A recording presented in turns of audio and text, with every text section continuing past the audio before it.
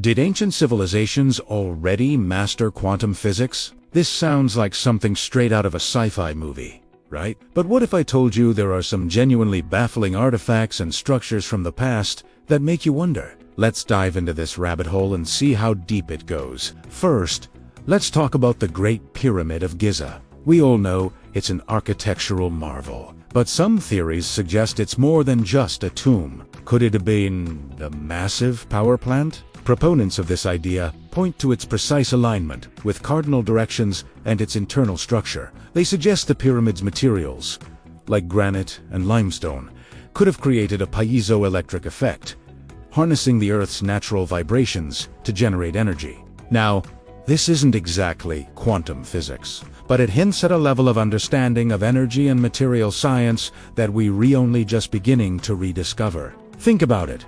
A structure that interacts with the planet's energy field. That's a pretty advanced concept for a civilization from 4,500 years ago. Now let's get a bit more quant. Have you heard of the dendrolite? It's a carving in a temple in Egypt that looks uncannily like a giant light bulb. I mean, it has a large glass-like tube, a filament in the shape of a snake, and what looks like a cable connecting it to a power source. Mainstream Egyptologists say it's a mythological representation of a lotus flower and a snake. But others argue it's a blueprint for an ancient electrical lighting system. If they had electricity, could they have understood the subatomic particles that create it? This is where it gets interesting. To manipulate electricity with that level of control, you need to understand electrons, which are a fundamental part of the quantum world. Let's travel from Egypt to ancient India. The Vedic texts, some of the oldest scriptures in the world, contain some mind-bending concepts. They talk about vimanas, which are described as flying chariots or palaces. The descriptions are incredibly detailed, mentioning propulsion systems and even weaponry. Some interpretations of these texts suggest they describe craft that used anti-gravity technology, possibly powered by mercury vortex engines. Anti-gravity is still a theoretical concept for us, deeply rooted in our most advanced physics, including theories that try to unite quantum mechanics and general relativity. The texts also describe concepts of time, space, and reality that are surprisingly similar to modern quantum theories. They speak of multiple universes, the vibratory nature of reality, and the idea that consciousness shapes the material world. This is the very essence of the observer effect in quantum physics, where the act of observing a particle changes its state. Did they stumble upon these truths through deep meditation and introspection, or did they have a different kind of science we've lost? And what about consciousness itself? Many ancient traditions, from the Eastern mystics to the shamans of the Amazon, have long held that consciousness is fundamental to the universe. They believe the physical world is a projection of a deeper, non-physical reality. This sounds a lot like some modern interpretations of quantum mechanics, which suggest that the universe might not be made of stuff at all, but of information and consciousness. Could it be that these ancient cultures didn't need billion-dollar particle accelerators? Perhaps they had a different tool for exploring the quantum realm.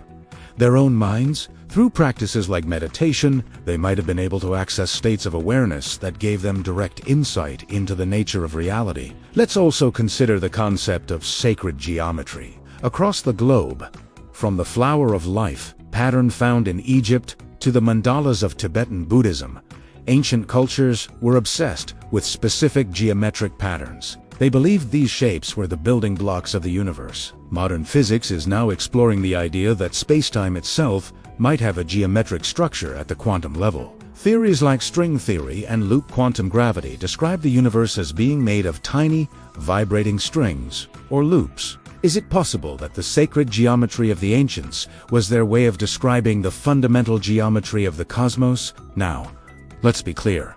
This is all highly speculative. Mainstream archaeologists and historians will tell you there's no concrete evidence to support these ideas. They argue that we are projecting our modern understanding onto ancient myths and artifacts, a phenomenon known as presentism. They would say the dendrolite is just art, the vimanas are just mythological stories, and the pyramids are simply tombs, albeit very impressive ones. And they have a point. Extraordinary claims require extraordinary evidence. And so far, We haven't found a 4,000-year-old quantum computer, but the absence of evidence isn't necessarily the evidence of absence. What if the evidence is right in front of us, but we're just not looking at it the right way? Maybe their science was so different from ours that we don't even recognize it as such. Our science is based on external experimentation and materialism. Perhaps theirs was based on internal exploration and consciousness. Think about the Antikythera mechanism, an ancient Greek hand-powered orrery discovered in a shipwreck. For decades, nobody knew what it was. It was so complex that scholars thought it had to be from a much later period.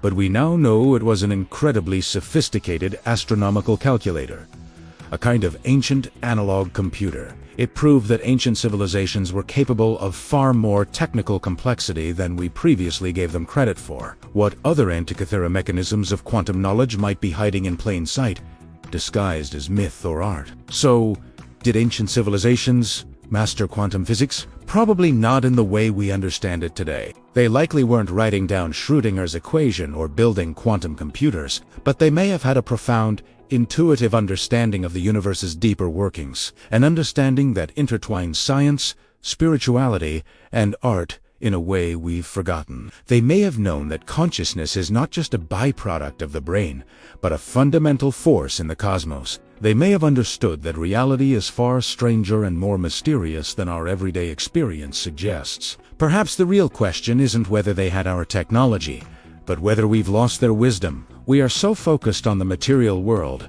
that we often forget to look within. By re-examining these ancient mysteries with an open mind, we might not just learn more about the past, but also unlock new ways of understanding our present and shaping our future. What do you think? Are these just fascinating coincidences, or are we looking at the remnants of a lost high-tech golden age? Let me know your thoughts in the comments below. Thanks for joining me on this journey down the rabbit hole. If you enjoyed this exploration of ancient mysteries, be sure to hit that like button and subscribe for more mind-bending content. See you next time.